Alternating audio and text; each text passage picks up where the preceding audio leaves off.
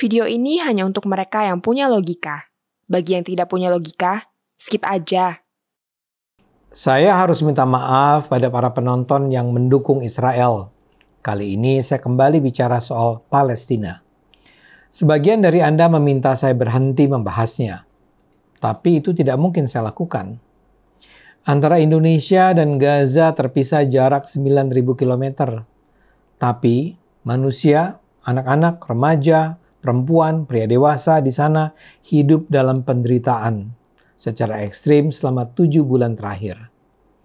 Apa yang terjadi di Gaza saat ini adalah tragedi kemanusiaan terbesar pada abad 21. Sebagaimana saya tidak mungkin diam ketika mendengar atau menyaksikan bagaimana umat Kristen atau Ahmadiyah atau kaum minoritas lain ditindas kelompok-kelompok Islam berpikiran sempit di Indonesia, saya juga tidak mungkin diam mendengar dan menyaksikan penderitaan masyarakat sipil Palestina. Dan ini bukan soal agama, ini soal kemanusiaan. Sudah hampir 36.000 warga Palestina tewas, 70.000 luka-luka, sementara ratusan ribu kelaparan dan harus terus berpindah-pindah mencari tempat aman yang saat ini tidak tersedia. Dan informasi tentang penderitaan Palestina itu setiap hari, sepanjang hari bisa saya saksikan terutama di TikTok saya. Algoritma TikTok saya menyebabkan saya dibanjiri dengan bukan saja kisah-kisah pilu dan menggetarkan dari Gaza, tapi juga berita-berita dan peliputan terkini tentang apa yang terjadi, plus analisis dan komentar tajam dan kritis mengenainya. Sebagian besar konten kreatornya bukanlah orang Islam atau Palestina. Mereka adalah orang-orang yang tergerak hatinya, marah, dan mencoba memanggunkan perhatian dunia. Karena itulah saya harus menyampaikan apa yang disebarkan netizen dunia ini kepada masyarakat Indonesia. Buat saya tidak ada alasan cukup untuk berhenti bicara soal Gaza. Saya tahu ini adalah masa di mana saya kehilangan penonton saya. Penonton video saya tentang Palestina saat ini hampir tidak pernah melewati angka 10.000, bahkan sulit mencapai 5.000. Tapi buat saya itu nggak penting. Dari dulu pun saya tidak membuat video untuk mencari uang, mencari penonton, mencari popularitas. Buat saya, media sosial adalah karunia Tuhan bagi saya untuk menyampaikan kebenaran yang mungkin tidak diperoleh masyarakat dari media massa dan media sosial lainnya. Kita perlu bela Palestina karena kita adalah bagian dari umat manusia yang bersaudara. Kalau ada di antara Anda yang punya informasi berbeda, silakan share. Mungkin saya salah. Mungkin Anda punya informasi lebih akurat. Tapi sejauh ini yang saya peroleh adalah informasi konsisten mengenai kejahatan Israel dan penderitaan Palestina. Kabar baiknya saya melihat ada semakin banyak video yang menunjukkan bahwa dunia juga mendukung Palestina. Yang mati-matian membela Israel tinggallah para elit Amerika Serikat dan Inggris. Kemarin saya mendengar ada 3 negara lagi yang menyatakan mendukung berdirinya negara Palestina merdeka, yaitu Spanyol, Norwegia, Irlandia. Ini penting karena selama ini negara-negara Eropa masih ragu membela Palestina. Kini tampaknya terjadi perubahan signifikan. Kita tak akan kaget kalau nanti akan ada lebih banyak lagi negara yang berposisi berseberangan dengan Israel.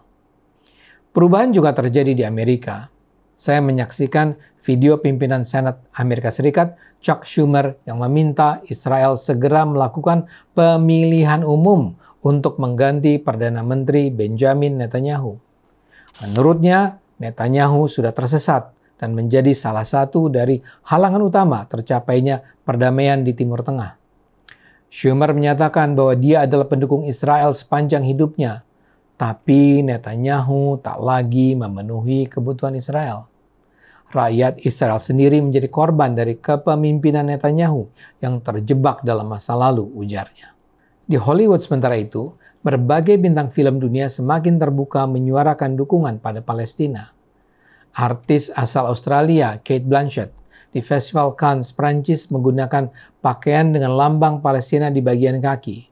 Blanchett memang salah satu dari 55 tokoh terkenal yang menandatangani surat permohonan gencatan senjata di Gaza. Bersama dengan artis seperti Joaquin Phoenix dan Kristen Stewart ia meminta Presiden Joe Biden memfasilitasi penghentian pemboman Gaza dan pelepasan para sandera. Blanchett juga bicara di Parlemen Eropa sebagai duta Badan Pengungsi PBB. Dia mengatakan, "Saya bukan dari Israel ataupun Palestina. Saya bukan politisi, tapi saya adalah saksi dan sesudah menyaksikan biaya kemanusiaan akibat perang, kekerasan, dan persekusi, mengunjungi para pengungsi, saya tidak mungkin mengalihkan pandangan saya. I cannot look away," ujarnya. Dan itulah yang sebaiknya kita lakukan. Kita tidak mungkin pura-pura tidak tahu apa yang terjadi di Gaza. Dunia bersama-sama membongkar kejahatan di Gaza. Saat ini semakin banyak pihak menyebarkan informasi tentang kebohongan-kebohongan tentang apa yang terjadi di Gaza. Salah satu kantor berita terkemuka di dunia, Associated Press, baru saja mengeluarkan laporan tentang dugaan kebohongan berita tentang perkosaan massal yang selama ini dipercaya dilakukan oleh Hamas saat mereka menyerang Israel pada 7 Oktober lalu. Hamas memang membunuh sekitar 1.200 warga Israel, tapi AP menunjukkan bahwa sumber data tentang Hamas melakukan pemerkosaan sangat layak diragukan. Dalam laporan AP itu digambarkan bagaimana seorang saksi menyatakan dia salah mengira terjadinya perkosaan. Tapi gara-gara kecerobohan semacam itu, banyak pihak, termasuk PBB, ikut mengira banyak perempuan yang tewas dalam tragedi tersebut mengalami perkosaan. Tanpa bukti yang meyakinkan. Tapi bukan cuma perkosaan yang jadi soal. Selama ini Israel terus berdalih mereka menyerang terus Gaza termasuk Rafah karena Hamas tidak mau mengembalikan 250 sandera yang ditahannya. Namun ada bukti kuat yang menunjukkan Hamas sebenarnya pada 9-10 Oktober tahun lalu mengajukan tawaran untuk mengembalikan semua sandera dengan syarat Israel tidak menyerang jalur Gaza. Ini dikatakan Chaim Rubenstein, juru bicara keluarga para sandera. Bahkan New York Times mengabarkan di akhir Oktober bahwa Hamas akan melepaskan sandera kalau Israel setuju dengan gencatan senjata selama 5 hari dan Israel melepaskan tahanan perempuan dan anak-anak yang ada dalam penjara Israel. Usulan Hamas ini ditolak mentah-mentah oleh Israel. Sehingga sebagian analis menyimpulkan Israel memang tak peduli dengan nasib sandera. Yang diinginkan Israel adalah menghancurkan Gaza dan bahkan mengusir warga Palestina dari Gaza. Perdana Menteri Netanyahu sendiri mengatakan Israel akan menginvasi Rafah, baik dengan atau tanpa kesepakatan mengenai sandera. Israel memang terus berbohong. Mereka misalnya berbohong bahwa mereka tidak melarang masuknya bantuan pangan dan obat ke Gaza, sementara berbagai laporan dari Gaza dan bahkan disampaikan PBB sendiri menunjukkan secara jelas bagaimana konvoi pembawa bantuan kemanusiaan ditahan atau bahkan diserang tentara Israel. Dalam video TikTok ada wawancara Yalda Hakim dari Sky News dengan Ron Dermer, Menteri Masalah Strategis Israel. Dermer ngotot bahwa tidak ada kelaparan di Gaza. Dia bahkan bilang, Israel memberi bantuan kemanusiaan. Ini dibalas oleh Yalda yang mengutip Cindy McCain, Direktur Eksekutif World Food Program, bahwa ada kelaparan berskala luas di Gaza Utara. Israel tak memberi kesempatan bagi WFP memperoleh akses untuk mencapai Gaza. Dengan marah, Dermer menjawab, itu bohong, dan PBB mungkin mengandalkan informasi dari Hamas. Israel terus berbohong dan berusaha menutupi kejahatannya, tapi dunia tidak diam. Karena itu, sebagai penutup, saya ingin mengutip lirik dari lagu imbauan untuk bela Palestina yang sekarang sangat sering saya dengar di TikTok. Lagu aslinya adalah Hanging Tree yang dinyanyikan pejuang perempuan bernama Katniss di film fenomenal Hunger Games. Lirik lagu itu diubah sehingga berbunyi begini. Are you staying silent too? While most people are killed, but far away from you. People keep dying and we all just live our lives.